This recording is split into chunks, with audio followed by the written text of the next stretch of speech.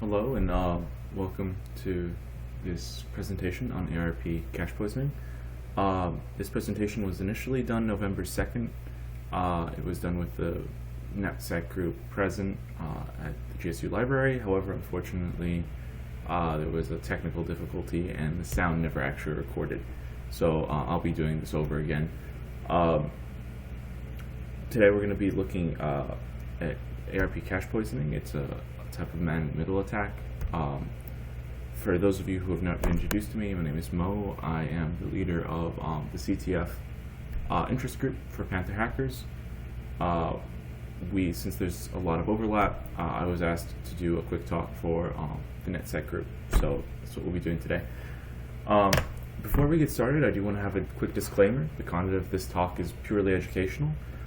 Anything you see here, you can recreate on a system that you have ownership over, or a system that you have permission to do this kind of stuff with. However, don't go and do this to someone who is not aware that you're doing this, or who has not given you express permission to do this kind of attack. There is a significant risk to privacy using this. You can definitely see a lot about a person's life and about their what they're doing online or through their network using this attack. So please be mindful of that, and do not do this on a system you don't have permission to do this on. Again, also, I am not liable for anything you learn here. Obviously, there's always that risk that I can still teach you this, give you this disclaimer, and you can still go do something with it. So with that in mind, let's move forward. So what do you need to understand this talk? Well, you need initially some basic understanding of networks, which is helpful. You need to understand a little bit about IP addresses, just what they look like and what they do. You need to understand what a MAC address is, why it's important, and what the difference between why we use MAC addresses. You should understand what routers and switches are. This is just quick understanding of how networks are kind of set up and configured. You need to understand what packets are and what their use is. We will be inspecting packets in this talk, so knowing what they are is a little bit helpful. You don't need to know full details on them, just know what they're for. Knowing TCP/IP and what it is helpful as well. From there, you should also have a basic understanding of Linux. It will give you a little bit more from this talk, just because we will be using Linux for this talk, and so it might be a little helpful, but it's not necessary in any way. So with that, what do you need to actually implement what we're going to show today? Well, for starters, you should have Linux. The reason for that is a lot of these tools that we'll be looking at today are Linux tools. If you're using Kali Linux, they come pre-installed. Everything I show today comes pre-installed. And just in general, Linux tends to be the preferred operating system for network security. However, you can use Windows if that is your preference. There are definitely tools for doing this in Windows, but Linux will give you the better tool set for this kind of work. You also need a network connection. Obviously, this is NetSec. Being connected to a network is kind of an understood thing, especially in this specific talk. So, lastly, you also need a way to sniff traffic. Actually, totally forgot about that. We want to be able to look at traffic that's going through our system. We'll be using Wireshark for that. It'll allow us to kind of look at what kind of traffic is going through our computer. For example, if I were to make an HTTP request, I can see that HTTP request in terms of its packets using Wireshark. Full details on Wireshark would require a different talk on its own, so we won't be going too far into that. We'll be just really quickly doing a quick example of, okay, here's Wireshark, and here we're looking at our packets. So with that, let's start. So what is ARP or ARP? ARP stands for Address Resolution Protocol. It's a vital part of the TCP connection process. It's used to find other devices on your network and to know where things should be routed. So it associates an IP address with a MAC address. Once the resolved IP address is found, and that IP address MAC address pair is stored into your local ARP cache. So a quick example of this would be I am on computer A. Let's say I'm on a LAN party or something, and I want to connect to my friend's Minecraft server that's on my local network at address 192.168.0.101. So I will end up sending an ARP request to my switch or my router, which will then send out to the rest of my network. From there, the computer that actually has that address will then respond with its MAC address and that IP address. That response will come back to my computer, and it will be stored as into my ARP cache as a IP address MAC address pair. So quickly, I just want to show a quick example of this. If you're using Linux, you can very quickly type in ARP. Here we have a few addresses that are listed. One is 192.168.1.3. We also have 192.168.1.2, and the associated MAC addresses are listed. We also have 192.168.1.1. This is incomplete. That's because I personally deleted this record so that we can look at how that's stored in later use. So from there, the next part you need to understand for this attack is you need to understand what a man-in-the-middle attack is. A man-in-the-middle attack is an attack that allows the attacker to intercept traffic between two devices or two computers. The attacker sits in the middle between the connection and can then inspect and alter traffic in any way they please, basically. So for example, I have Alice and Bob. These are our two actors in this example. Alice is going to try and send an email to Bob. Let's put it in this case. She's sending an email or some sort of instant message to Bob. And normally this would be sent directly without any issue. However, in this case, we have Eve sitting in the middle and intercepting their traffic.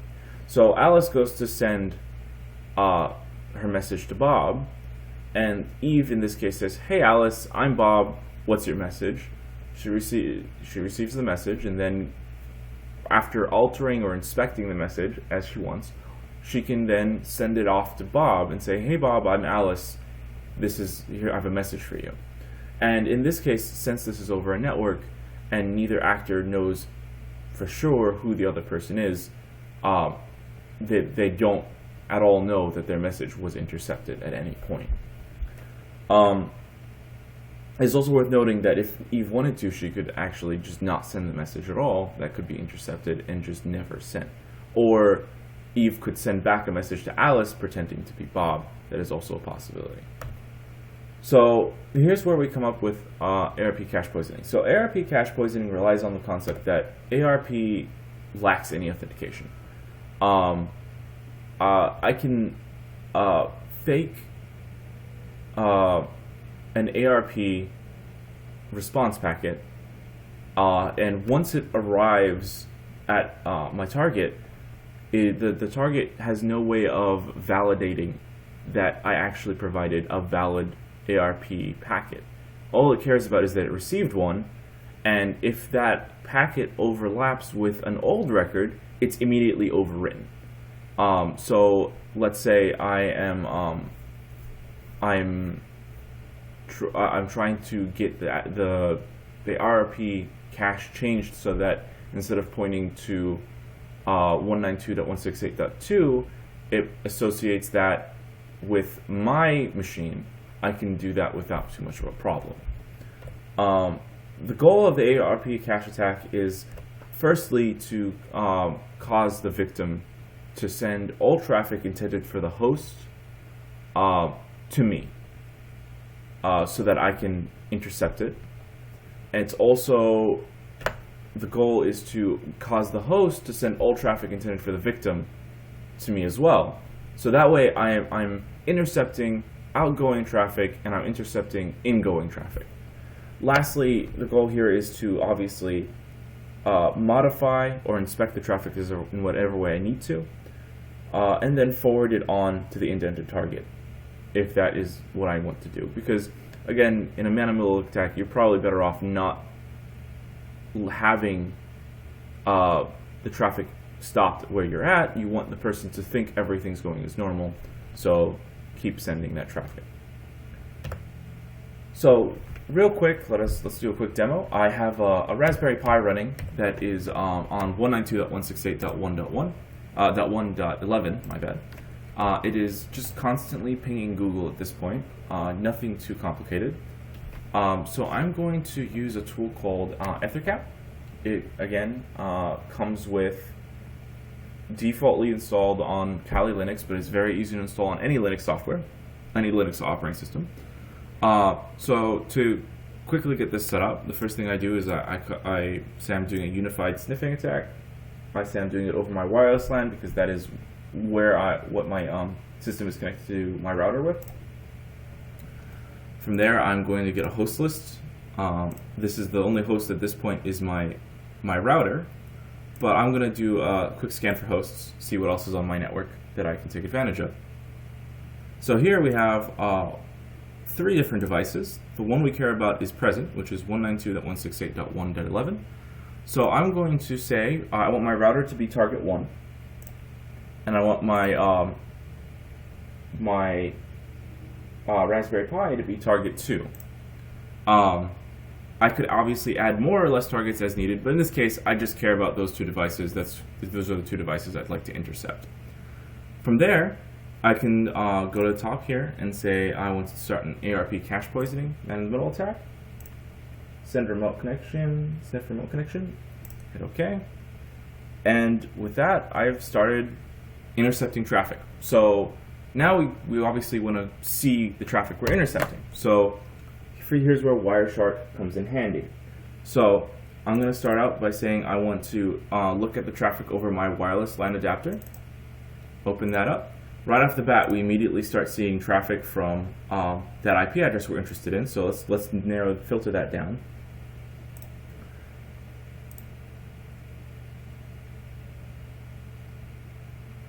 So now we're only looking at traffic from our Raspberry Pi. Here, as you can tell, we're seeing this ping happening. This is the nice thing about looking at a ping, is that it's very rhythmic. So we see 2 packets going out, 2 packets coming in, 2 packets going out, 2 packets going in. And we can inspect this traffic as necessary. So we can also have a look at this address that we're hitting. It's trying to ping 74.126.21.139, which is actually the address of Google. So if we wanted to, we could type that into our browser and find out exactly what address it's pinging. We could also, if the device we were intercepting was looking at any web pages, they would show up here as well.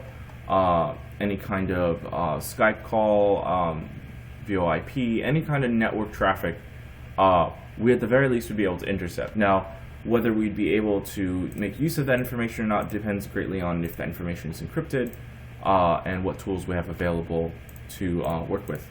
But at the very least, this should be enough that I could at least tell what my victim is looking at and what they're doing over their network connection.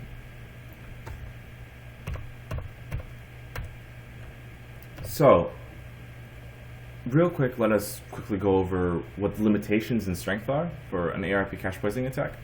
The limitations here, first of all, is that you must be in the same local area network as the victim.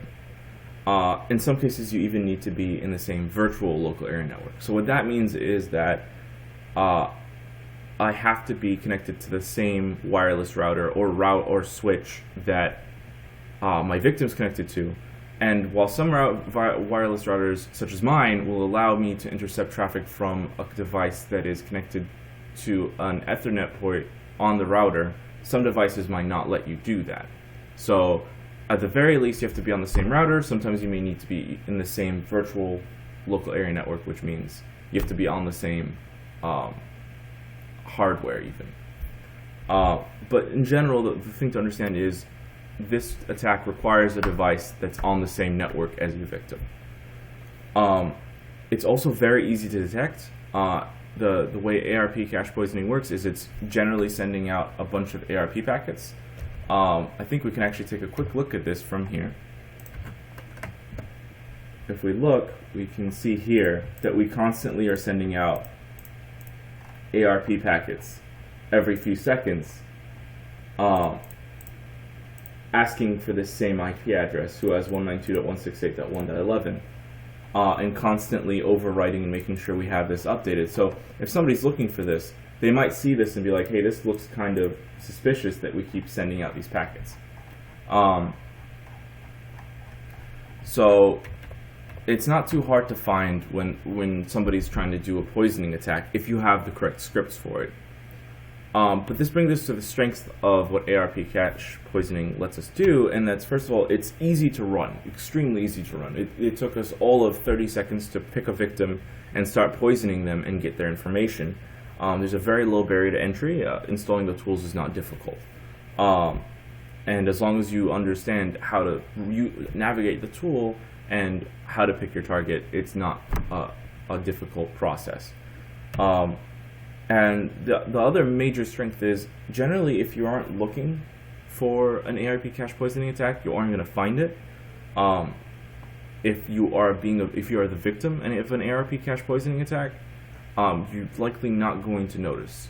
Again, the two only main ways to discover that you're having a poisoning attack happen is that if you have a script that's actively looking for ARP packets and trying to pay attention to is there suddenly a spike in ARP responses, and all of a sudden has one device's MAC address suddenly changed while still maybe connected to the network.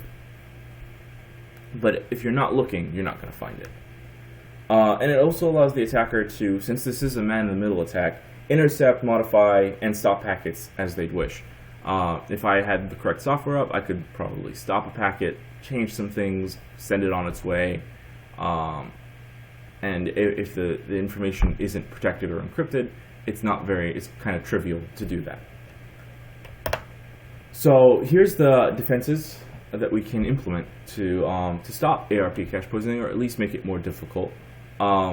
Since this is a NetSec class, this is something that would definitely be relevant, since we're trying to secure our systems to make sure that we're not dealing with this. We're making sure that our people using our network aren't at risk for this kind of attack. So the first step would be to find a good detection script and use that. What this lets us do is it lets us find the attacker.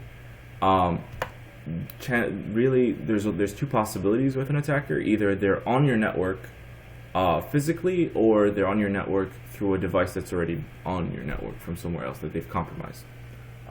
So the easiest way either way is to kick them off the network. If you can narrow it down to, if you know what devices are on your network specifically, and you know that, hey, this device isn't one that I have control over, and it seems to be on my network, then maybe that is the device you can find. Maybe you can confront your attacker in person.